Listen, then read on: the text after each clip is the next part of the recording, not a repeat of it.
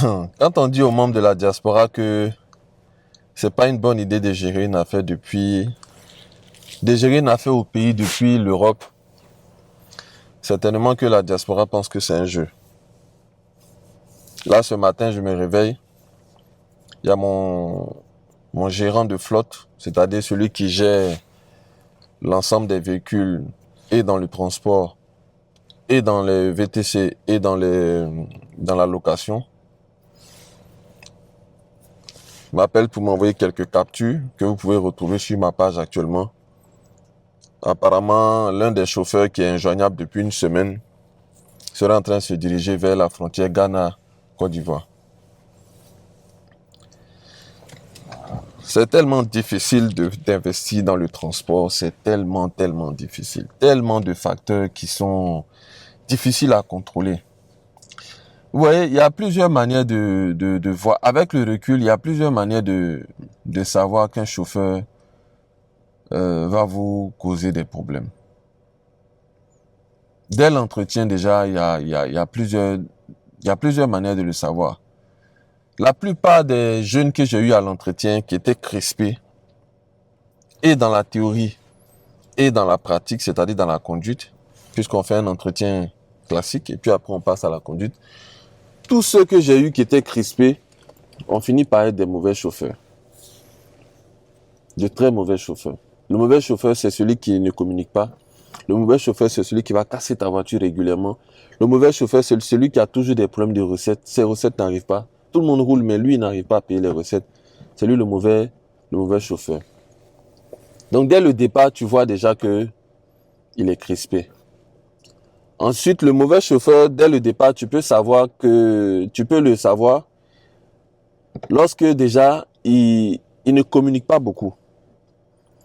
Nous, sur l'ensemble des chauffeurs, sur l'ensemble de notre flotte de VTC, on a un groupe dans lequel tous les chauffeurs communiquent. Un groupe de travail, comme un groupe de travail. C'est le chauffeur qui va pas beaucoup interagir avec les autres. C'est le chauffeur qui va pas beaucoup communiquer avec les autres. C'est un solo, c'est un Lucky Luke. Lui, il fait chemin seul.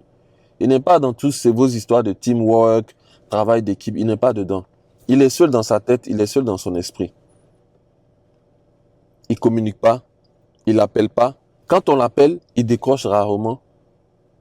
Au départ, il y a des chauffeurs, lorsque moi j'appelais, ils décrochaient. Et quand je leur demandais s'ils étaient en clientèle, ils me répondaient oui.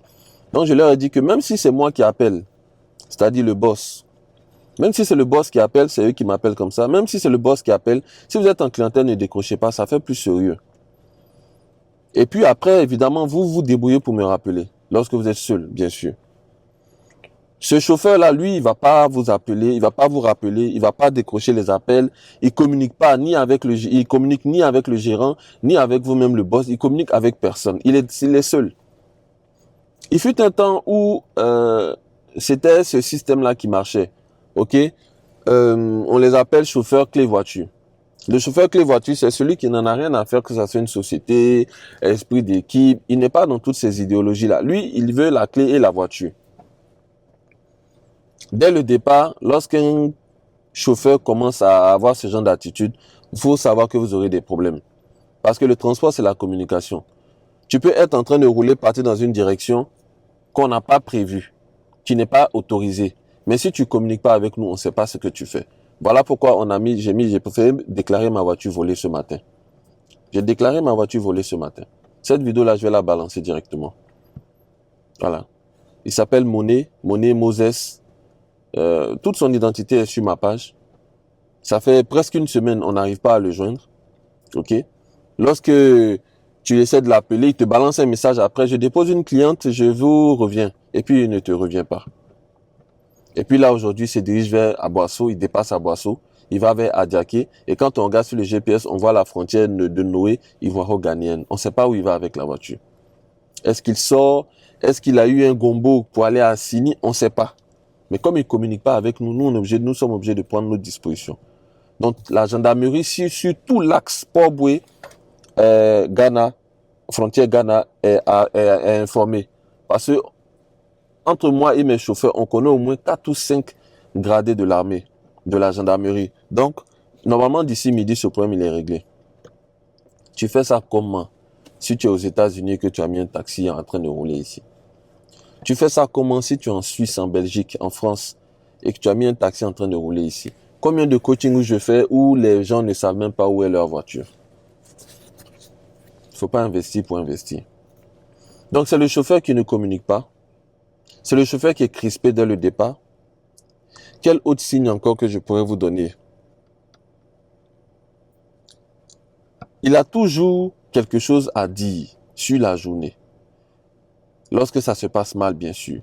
Parce que lorsque ça se passe bien, il ne communique pas forcément. C'est ce que je leur dis souvent. Ne m'appelez pas pour me parler de vos problèmes, de il pleut, embouteillage et tout ça. Parce que quand ça marche fort, vous ne m'appelez pas.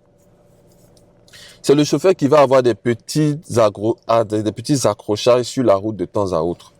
Tout ça, quand vous cumulez, vous voyez que c'est un chauffeur qu'il faut arrêter le plus rapidement possible.